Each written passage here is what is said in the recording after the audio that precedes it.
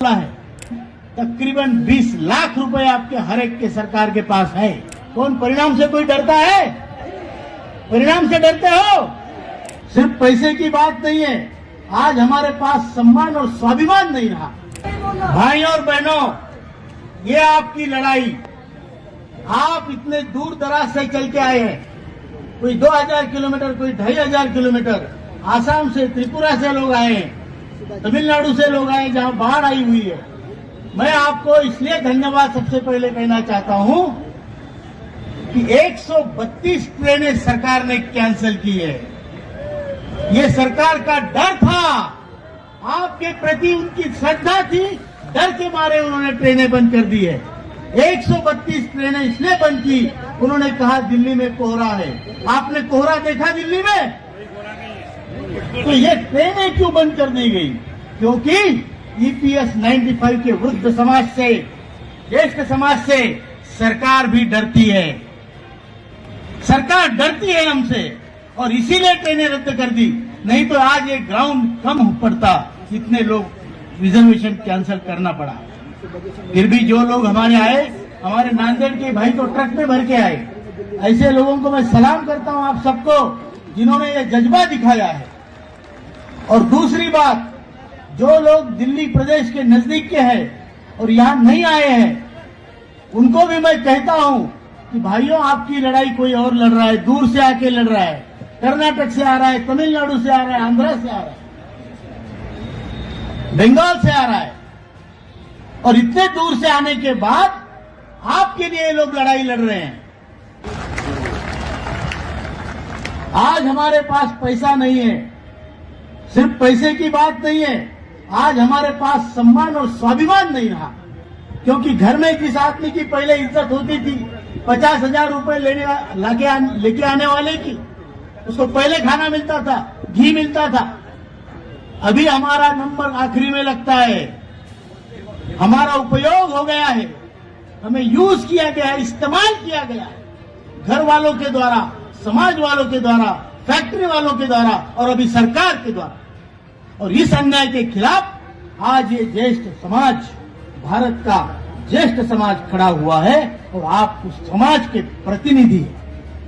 आप जो बैठे हैं, आप उस समाज के प्रतिनिधि हैं, जो समाज इस देश को दिशा भी दिखा सके। भाइयों बहनों, हमने हर महीने अपने पैसे भरे हैं।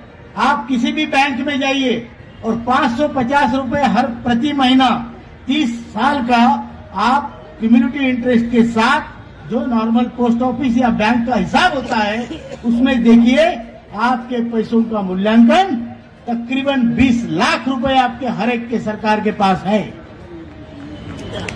सरकार को 20 लाख रुपए वापस नहीं करेगी। सभी ट्रेड यूनियनों के सभासदों ने 2008 के सितंबर में निर्णय CBT में लिया, उस पर साइन किए। जिन यूनियनों से आप बंधे थे, जुड़े थे, उनकी उस पर सिग्नेचर है कि हमें ये निर्णय लिया जाता है कि ये 20 लाख रुपया वापिस नहीं होगा। आपके 20 लाख जो असल था, जो आपने भरे थे, ये खा गए हैं, ये खा गए हैं। और उसका जो ब्याज आपको मिलना चाहिए, 14-15 हजार रुपए महीना, वो भी देने से मुकर रहे हैं। ये शर्म की बात है इस देश के लिए भी, इस देश को चलाने वालों के लिए भी, कि हमारे 20 लाख आपके पास होने के बावजूद, वो वापिस ना करने के बावजूद, आप हमें 1,171 रुपया पेंशन औसतन दे रहे हो। ये अन्याय है कि नहीं? अन्याय है कि नहीं? और इस अन्याय के खिलाफ आप यहां बड़ी संख्या में आज जमे हैं। मैं आपको विश्वास दिलाता हूं कि आपकी आवाज, आपका पुण्य प्रताप, आपका पराक्रम, आपने जिंदगी भर की हुई तपश्चर्या का फल अभी मिलेगा, इसी सेशन में मिलेगा। मैं कहता हूं कि अगर सरकार है तो संवेदनशील होनी चाहिए। कोई भी सरकार, देश में किसी भी पार्टी की सरकार हो, वो संवेदनशील होना जरूरी है। जिन लोगों के पैसे आपने रखे हैं, उन लोगों को आप उनके जीने लायक पेंशन नहीं दे रहे हो। क्या मांगे हमारी? 7,500 और महंगाई भत्ता, बहुत बड़ी मांग है क्या? बहुत बड़ी है क्या? सरकार ने देनी चाहिए कि नहीं देनी चाहिए? नहीं देनी चाहिए कि देनी चाहिए?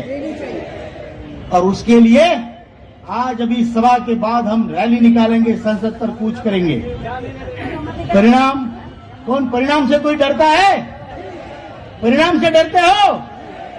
और फिर कल से जंतर मंतर में जो आंदोलन होगा हमारी बहनों के द्वारा होगा।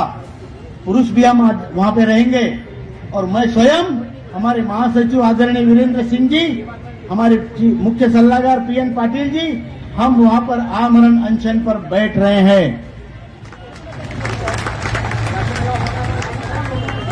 हम तीन क्यों बैठ रहे हैं? क्योंकि मैं लोगों को ये नहीं बोलना चाहता कि आप बैठो, वो हमारी जाति होगी। आपको कहना मरने के लिए तैयार हो जाओ, ये मेरी जाति होगी।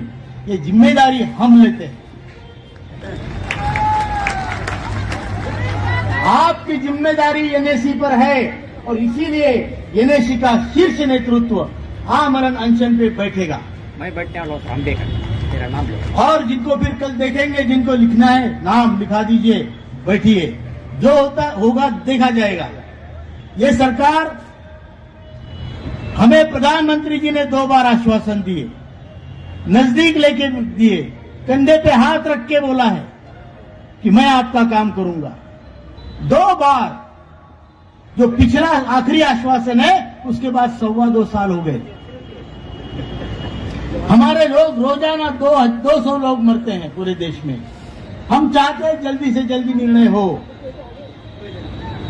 हम वित्त सचिव से बात किए, वित्त सचिव से 2 घंटे मुलाकात के दौरान हमने जो रिपोर्ट दी उसमें उन्होंने कहा कि इसमें स्कोप भी है, पॉसिबिलिटी है। हमने वित्त मंत्री से बात की, हमने standing committee on parliament on labour, उनके सामने हमारी पार्लियामेंट में पेशी हुई। आपका पक्ष एनएसी ने हर जगह रखा है क्योंकि आपकी ही एनएसी है। और वो पक्ष रखने के बाद सभी तरफ से हमें आश्वासन मिले हैं, लेकिन केवल आश्वासनों से पेट भरता है क्या? आश्वासनों से पेट भरता है क्या? इसके लिए अभी हमें अगर मरना भी पड़े तो हम करेंगे। हमने कल पत्रकार परिषदों में हमने कहा कि सरकार अगर वृद्धों के प्रति उनके पैसे होने के बावजूद संवेदनशील नहीं है तो हमें जहाजों में डाल के समुद्र में डुबा दो, फिर चलाओ अपना देश। आपके इलेक्शन आए तो आप जो भी चाहे लुटाते हो। लाडली बहना योजना 3,000 रुपए घर महीना, घर में बैठ के ज्येष्ठ नागरिक बिना कंट्रीब्यूशन के लोग पैसा, एमपीज एमएलए 4-4 पेंशन बैठ के खा रहे हैं। कौन सी सिस्टम है जहां कामगार काम करेगा, पैसा भरेगा और ये राज्य करते पेंशन लेंगे? क्या हमें मंजूर है? शेम है, शेम शेम शेम शेम। तो ये इस तरीके से देश चलाने वालों को मेरी रिक्वेस्ट है, दरख्वास्त है कि इन लोगों की तरफ देखो, हमारी तरफ देखो। हम भी यहाँ के नागरिक हैं, हम भी खपे हैं, हमने भी काम किया है, हमारे बाप ने भी काम किया है और इस देश को आगे बढ़ाने में, विकास करने में देश के मजदूरों का हाथ है, मन है, जान है।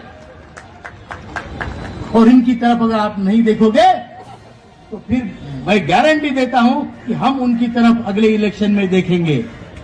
मंजूर है? मंजूर है? बुल्ढाना में आपके भाई लोग, बुल्ढाने के आपके ईपीएस 95 के निवृत्त कर्मचारी भाई लोग पिछले 1810 दिनों से अनशन पे बैठे हैं, दिन रात बैठे हैं, रात में भी बैठते हैं, दिन में भी बैठते हैं, आपके लिए बैठे हैं। वहां यज्ञ की धुनी लगाई गई है और आज उसके यज्ञ का हम परिपाक यहां पर करने जा रहे हैं। हम सब